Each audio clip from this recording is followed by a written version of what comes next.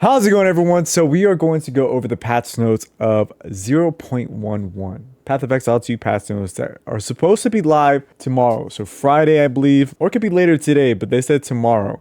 16th, yeah. So tomorrow, the Friday, these patch notes are supposed to go out if nothing major changes. So this patch is supposed to be live tomorrow with a ton of changes, as you guys can see. They went in on this patch. So this is a major patch. I would say more of a quality of life patch and just fixing a bunch of things, bug fixes, tweaking unique armor sets. As you guys can tell, unique item changes has a ton of changes. So if you guys are interested in seeing if your uniques that you have or that you want to use are changing, please check that out. I don't think I can get through that whole entire list. So I'm just going to highlight a few of the patch notes that caught my eye. I think we probably won't go over the end game changes because we heard a lot about that from the VOD that they did release earlier this week. Just a lot of things coming, a lot of fixes end game. So that's major improvements. If you are running end game, it's going to be smoother for you. A number of maps now have 50% more chance to contain strong boxes. A number of maps now have 50% chance to contain essences. A number of maps now have 50% chance to contain shrines. So they're boosting everything. Maps areas now contain a minimum of 3 rare monsters. Citadels now appear closer to the ziggurat refuge. Improve the visibility of citadels in the endgame map, as we know from the video. Increase the amount of solacrum splinters found in the maps by 20%. Just increasing things. They added, of course, more towers as well. So nothing's like boring anymore. They add some variety to things. So endgame is looking much more positive, much more fun and rewarding. Skill changes. Supercharged Slam has each consecutive aftershock gains 0.5 meters to radius up to 3 meters. Previously uncapped. So this is a slight nerf, I believe. Scavenged Plating now grants the stacks for duration based on the enemy's rarity. Normal enemies grant 1 stack. Magic enemies grant 2 stack. Rare enemies now grant 5 stacks. And unique enemies now grant 10 stacks. I'm gonna have troubles with these names. Temporalis unique body armor can no longer reduce the cooldown of a skill to below 100 milliseconds. That's cool. So I guess that unique was decreasing the times of things, which is pretty cool. Skill socketed in a metagem sockets can no longer gain energy. Clarified vine arrow description is explicitly stated that it hits enemies on landing. I was using that arrow with my monk ranger build, and I noticed that when I was shooting down, it was doing damage when I was hitting like poison enemies. I'm like, it's kind of like lightning, like bolts on the ground, but so it's doing extra poison damage. So I was like, I like that. So I decided to figure out that by playing and just seeing it happen. Let's go over some monster changes. Monsters now have increased toughness per essence modifier affected to them. Filthy Crone no longer uses their projectile vomit skill point blank in front of you because that's just rude. It now has a basic projectile attack. That's pretty cool. There was one on here that I saw. Reduce the axe throwing distance of a Bal Axeman. Reduce the area effect of Filthy Firstborns on death explosion. Val Zealots are now less likely to repeatedly use their Eye of Winter skill. Improve the visual effects of Fiery Zealots, a Firestorm skill. Improve the visibility of Cultist Archers skills, their Toxic Rain skill. Now deals less damage. What else here on here? Slither Spitters no longer deal damage twice with their projectile attack. That's nice. Their melee attacks now deals physical damage instead of chaos. That's also good. Chaos is no bueno. The density of monsters in Exile has been reduced. Monsters contained in this area are now more likely to be of a weaker variety. The density of monsters in the Dreadnought areas has been adjusted to a result of less swarming encounters. Yeah, the freaking Dreadnought, man, they would swarm me so quick. You would push forward, they would attack you from the back, front, side. I was like, what the heck? So we just had to bait them out. I had to go forward and pull back, go forward and pull back. Because then once they start mobbing you from the back, you're like, uh-oh, I'm kind of screwed here. Unless you don't have like a big AoE attack. And hopefully you don't get stunned. Improve the visuals of the area effect from the monsters affected by the essence of electricity. The time before the area effect explodes has been increased. Volatile plants now much more noticeable both before and as they're about to explode. Very nice changes. Shielded monsters modifier now has been re-enabled in Trial of Chaos. So those are some of the monster changes. Like I said, if you guys want to look into this more, there's a lot to look into in this patch notes. I'm just going over some of the ones. I'm just skimming over and see which ones really catch my eye. General changes and improvements enable the migrating of solo self-bound leagues to their corresponding parent leagues, standard or hardcore. This can be done for the league migrations button in the character selection screen. Flasks with their qualities are now able to be salvaged. Well, that's pretty cool. Armor has been made more effective by approximately 15%. This was what I heard from them saying armor, so decrease. So hopefully armor still works, and this 15% buff actually does some work. So my warrior is not just getting beat up because of my slow attacks. More monsters are not able to be pushed while dodge rolling. This is generally applies to most monsters smaller than a skeleton. That's good because sometimes you just get trapped. Objects such as the Duralim shards can no longer be pushed by other monsters. Increase the chance of omens to be appeared as ritual rewards. Reduce the visual clutter in many map areas to improve the visibility of skills and effects. It's very nice. They set that in the VOD.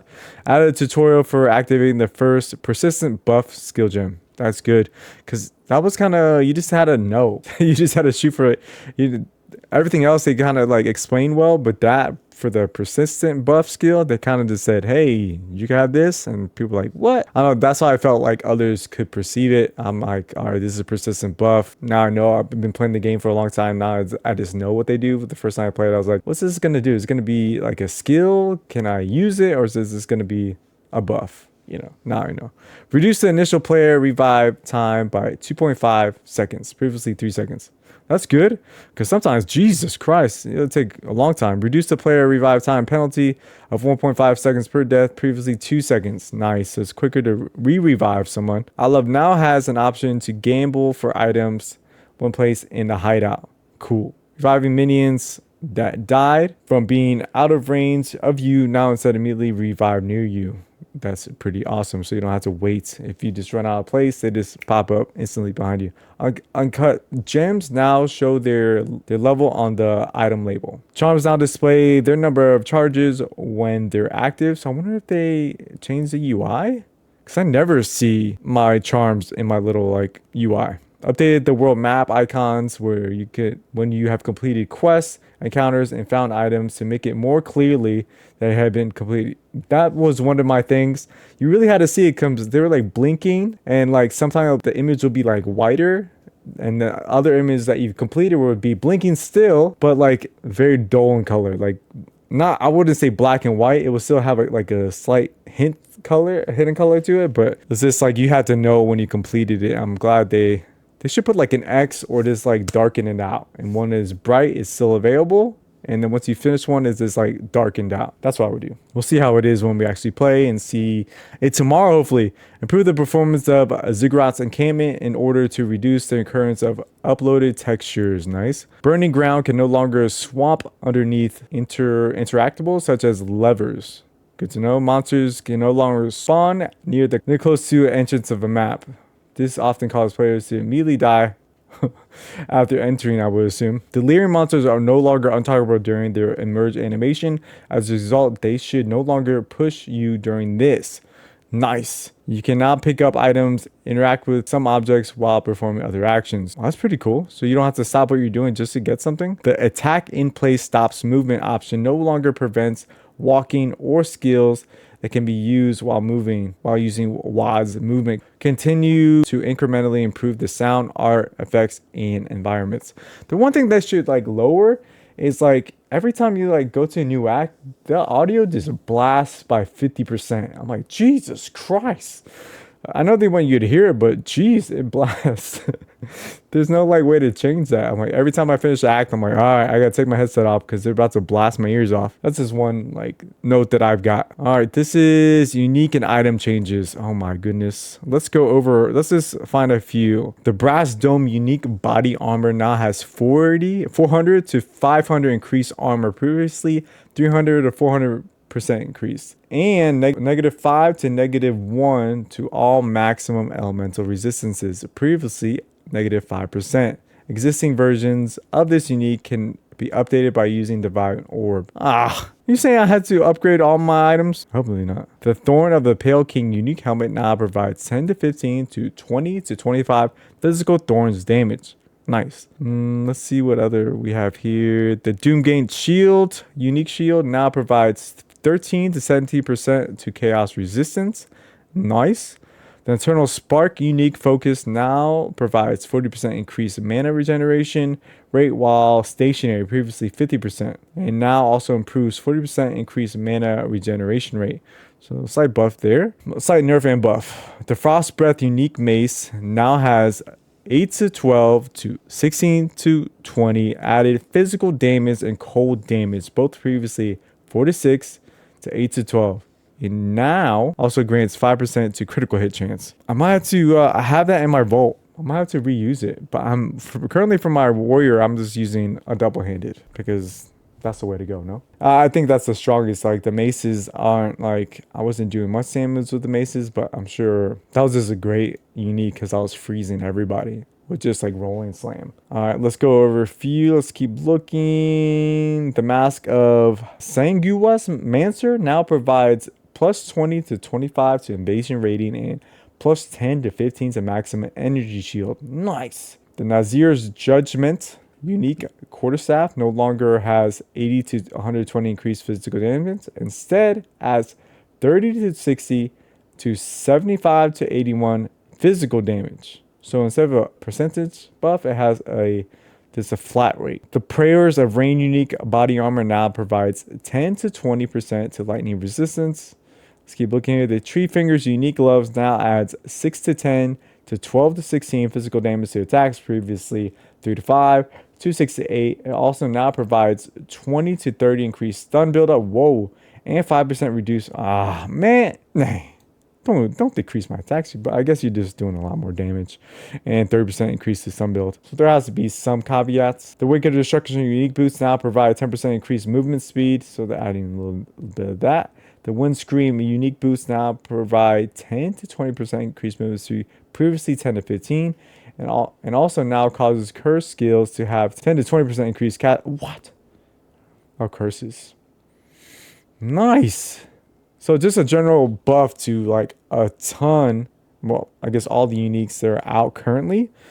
And that's a lot of uniques out. I remember one time I found a unique and I don't know what hit me. I think like a hit after death, like I killed a mob and something was still there. And I didn't see, I was just looking at the unique. I was like, oh dang. I was looking at the little thumbnail of the unique. I was like, I never seen that one before. And I was about to click it and then I died. And you know, when you die and you wake up, those items are gone. I wish they would change that. Like you die and the item's still there, but it sucked. I'm like, no, I might not see that unique again for a little bit. Okay, bug fixes. Fix 4 client crashes. Fix 4 instant crashes. Fix a bug where mana flare, elemental discharge, and the version of Ember Fusillade triggered by the Dust Vigil were not considered trigger skills and could therefore generate energy. Oh, a lot of bug fixes. A lot of bug fixes. See this. Fix a bug where the hooded one will not identify item stored in an additional inventory slots granted by the Colossal Capacity Titan Ascendancy passives. Oh, that's true, because you could get additional slots in your storage that you're holding currently, right? Fix the bug where the inventory no longer opens when dragging the Atlas map UI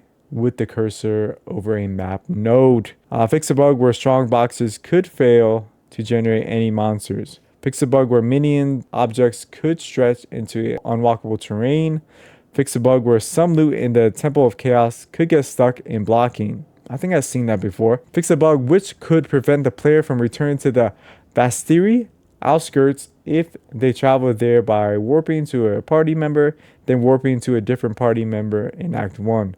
Fix the bug where supercritical supports 2D art was not displaying in some cases. There's a lot of patch notes, guys. I'm bug fixes, so if you want to look to see one that you're running into, please check this out. Controller improvements. While using currency, inventory navigation will ignore items that currently selected currency could not be used on. Let's go here. Switching to controller input on a character that was created with keyboard and mouse input no longer results in the character having no action. That's cool. So you start the game, because I know a bunch of people had that problem. When my buddies had that problem, he's like, I started the game with a controller, so I can't use my keyboard. Now, I don't think that's an issue anymore. Fix the bug by preventing re-rolling expedition vendors while using a controller, which is now also a dedicated button. Y, triangle to re-roll the vendor. Nice. Fix the bug.